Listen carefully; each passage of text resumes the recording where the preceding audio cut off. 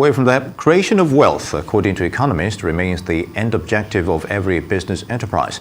Wealth on its own, they say, goes beyond the acquisition of money or some other pecuniary benefits, but includes factors of production and ability to plow back or further investment for the purpose of meeting the fundamental needs of man. However, given the availability or lack of certain factors, ability to create wealth may likely depend on a number of variables. Joining us now to look closely at this issue is Dr. Olumide Emmanuel, a wealth creation agent and life coach. Good to have you with us, sir. Thanks for having me. So let's start with Africa. Where is it with wealth creation currently, and what should we be doing to achieve this? Well, I think one of the major things we need to begin to do in Africa is to redefine and reposition our educational sector. When we talk about education, a lot of people know about being educated and being uneducated, but not many people know about being miseducated. So most of the time, what we call education is actually the miseducation of the masses, because one of the major factors or characteristics of miseducation is to give people an incomplete education and make them to believe that they have the complete education. Is to omit from people some aspect of education that they actually need to become empowered and self-sufficient, and only give them the dimension of education that will keep them dependent in fulfilling the purpose for which you put that education before them in the first place. So one major aspect that is missing in our educational sector is entrepreneurial education. We all know that self-education is very, very key. But when you look at the curriculum of the school system in Africa, self-education is not even part of what is being taught. And then entrepreneurial education is also very key, but we have all been told to go to school, get good grades, and go get a job. So the education is positioned to create job seekers and not job creators. So you find that if someone goes to school, graduates as a BSc, but he still cannot create a job. He needs to go look for a job in order to be able to take care of himself. So the question then will be, what was the purpose of all those education if you still have to go and look for a job? So you should be able to create jobs. So I think that's one major area that we need to look into, because right now in Africa, we have over 1.4 billion people. About 70% of them are below the age of 35. So we are a young continent. We are the potential to become the greatest continent on earth. And I believe that that is where we should be looking at. My question was going to focus on something else, but when you mentioned, going through the school system just to learn to get a job, basically, I remember taking a course, entrepreneurial development studies, and I'm just wondering, do you think that we do enough in our school systems to inculcate that entrepreneurial spirit in? We don't do enough. Well, some private schools are beginning to put that, because, for instance, now in the last decade and a half, we've been pushing that, and we have a lot of private schools, private universities, organizations that have set up what they call entrepreneurial academies and all stuff to try to bridge the gap.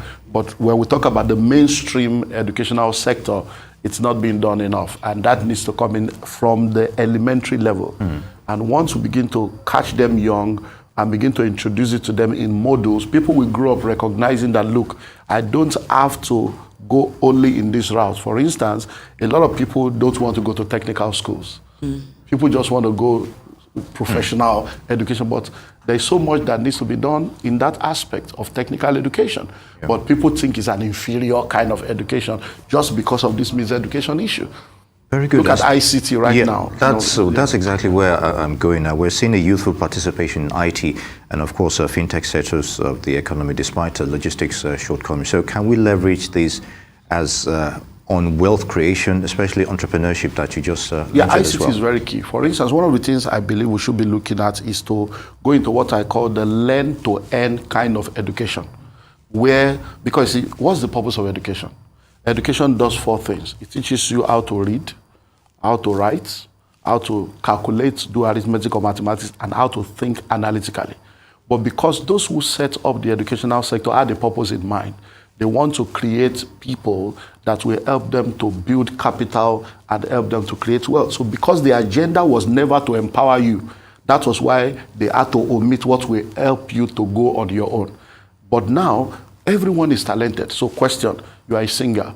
Why should a singer go to university to study biochemistry or study engineering when he could have gone to music school and study everything that is to understand about music and the business of music?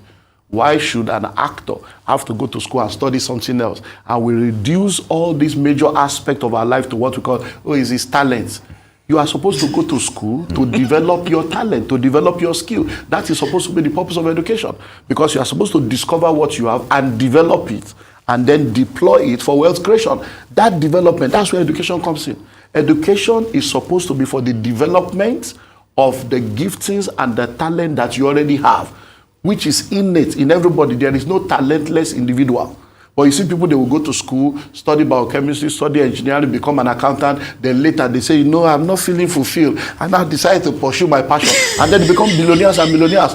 That passion is what you should have done in the first place. You didn't need to go through that other route. But because the miseducation is massive, I'm telling you, it's massive, that people cannot even think outside of that. And when you see someone that did not go through that fall of a school, we call him an illiterate. You see someone, let's say for instance in Nigeria now, you have people from the East, they have what they call the apprentice system, which has become a global template that even Harvard is studying the Igbo apprentice system. Whereas when someone did not go to school and he serves under the Igbo apprentice system and he goes 5 to 7 years under his master and he's settled, you call him an illiterate. He didn't go to school as an illiterate, but the illiterate will start a business and employ you, the chartered accountant, to be his accountant. The illiterate will start a business, become a billionaire, and employ you, a chartered accountant, to come and manage his account. You cannot even charter Uber or charter a plane. So we need to understand that that is something we need to begin to look at to help people in Africa. That's why when you look at the Western world today, because we are entering into what I call the recolonization of the continent. If you look at many nations today, you find out that a lot of their children don't want to go to school anymore. Why? Because they have realized that, look, I can be a sports person, I can make money, I can be a musician, I can be a comedian, but everybody cannot be a musician, everybody cannot be a comedian. So where will the pilots of tomorrow come from? Where will the surgeons of tomorrow come from? So we are not saying that academic education is not required, but we are saying that we need to redefine it and have holistic education that I call the 7-star education, which is complete and holistic, so that people can have options, so that when I want to become the best version of myself, I'm not limited to having to go through a university system. Because in the world we live in today, the world is fast changing. By the time you resume into the university, the world you were in when you resume will no more exist when you graduate. By the time you graduate, you are graduating into a different world. And over 80% of what you learn in the university is useless in the real world. So why not strip off all the things that doesn't work and give people the exact education that will help them to develop their skill and then come into the market and become job creators? Because all over the world, the job of the government is not to prosper you. The job of the government is not to give you a job. Their job is to create an enabling environment, put infrastructures in place, and put policies in place for you to start something and become an employer of labor. All over the world, it is small businesses that grow the economy. And that's what Africa should begin to look at. Key point, enabling environment. I want to bring this back home to Nigeria. Yeah. Do we have an enabling environment, considering the Nigeria of today? Okay. I'm talking ASUS track, I'm talking insecurity, I'm talking the economy. Is this an enabling environment for wealth creators as things are right now? Now, at the risk of sounding like a motivational speaker, tough times never last, tough people do. An enabling environment is a function of your perception. Why? Because what you see is perception. How you see it is perspective. Now, everything you call problem is actually an opportunity. Crisis creates opportunities. One of the things we need to understand is that everything we are calling deficiency, problem, that's an opportunity to create wealth. That's an opportunity to offer value. So yes, the environment is not enabling enough. But if you wait for favorable conditions, you won't get anything done. So while you are where you are, like we say, at the risk of sounding like a motivational speaker, if you cannot fly, run. If you cannot run, walk. If you cannot walk, crawl. No matter what, just make sure you are moving on. Because I run what we call the Billionaires Conclave. I mentor a group of billionaires. Yesterday we had our meeting. I was talking to them about leading in tough times. Because the timings are tough. America has technically entered into recession. Europe, the United Kingdom, there is heat, there is inflation. Ukraine war is there, food scarcity. Okay, so as a leader, how do you lead in tough times?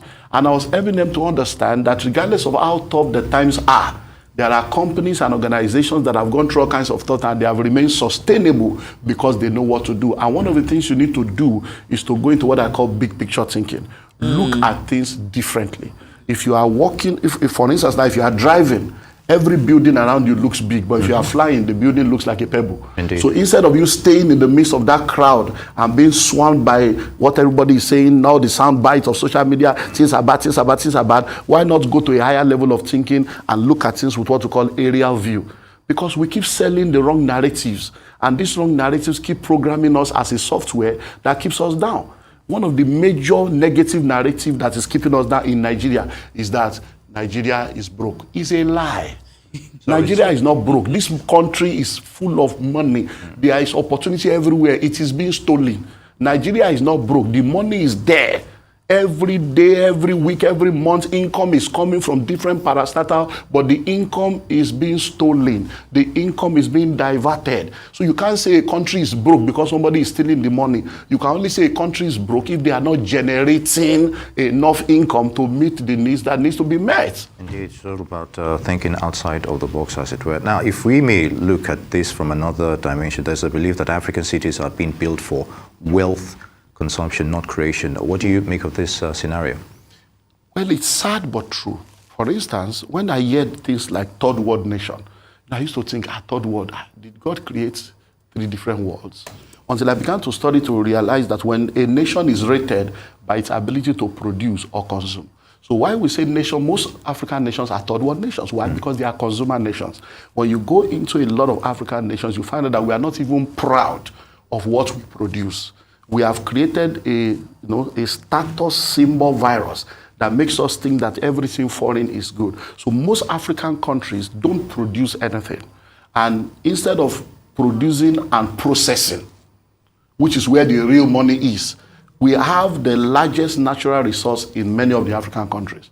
But the Westerners have realized that these guys are not good at producing what they have. They are not good at processing. So they come, take your raw material, and then they go process, and they return to you, and then you buy. How can a nation like Nigeria not have one refinery? So I mean, sometimes I see that they say, Dangote refinery will soap. I say, these guys all right? You Why put your eggs in one basket? One human being went to start refinery. All of you, the whole country, all the politicians in 1999, you couldn't revive the one that is existing. One man is building his own, and you are sitting and waiting for it. Are you guys okay? That is the narrative, because people are not ready to do what needs to be done. So yes, unfortunately, most African countries are consumer nations. Look at what has happened to the dollar now. People have been asking, what's that? I say, there is no way it won't be like that. You are not producing anything. The only thing you are producing and selling is the crude oil. When the dollar of the crude oil comes, you have to use it to pay for the processing of the crude oil. So you don't really have anything. And then you have to borrow money, and the money you borrow, half of it is stolen. There's nothing wrong in borrowing if you are borrowing for infrastructural development. But when you borrow and there's over-invoicing and there's inflation, you are just fooling yourself. Right now, just about a week or 2 ago, now our debt servicing has gone beyond our income. How can you? So most African countries are actually consumer nations. And it's unfortunate, but we can change that narrative by beginning to focus on Africa for Africans. If you look at nations that have developed, China, Singapore, one of the things they did was to close their economy to everybody else, in order to focus on themselves. And when they opened it up, they were exports. So we need to begin to think of all the different things we can do to export so that we can begin to earn. So African nations can become great if they begin to focus on production. Tell us more about the Africa for Africa bit, because we have about 1 minute and 30 seconds. Africa for Africa, let's start from everybody buy Africa. That's all. If all of us, if we decide to, if one policy, if the governor or the president comes today and say nobody in Nigeria or Africa must buy anything that is outside of Africa, all our cars, African cars, all our clothes, just say everybody wear native clothes, all banks, all schools, all lecturers, all civil servants, before you know it, the fashion industry will do. Do you know there was a time in this country where they don't play Nigerian music on radio, on TV? You have to beg. I remember those times in the late 90s, early 2000s, they will have to go and be begging for them to play Nigerian music. Today now, Nigerian music is everywhere. These guys in the music industry, movie industry, comedy, by the sheer doggedness of individuals, they have built an industry that we are now trying to lay claim that is our industry. But people built it. And that shows you the potential that is there if the government of Africa can back sports, music, entertainment in general, technology, and then farming. Afrocentric. In that vein, Dr. Olumide Emmanuel, wealth agent, life coach, it's been an honor to have you on the show. Thanks today. for having me. Thank you.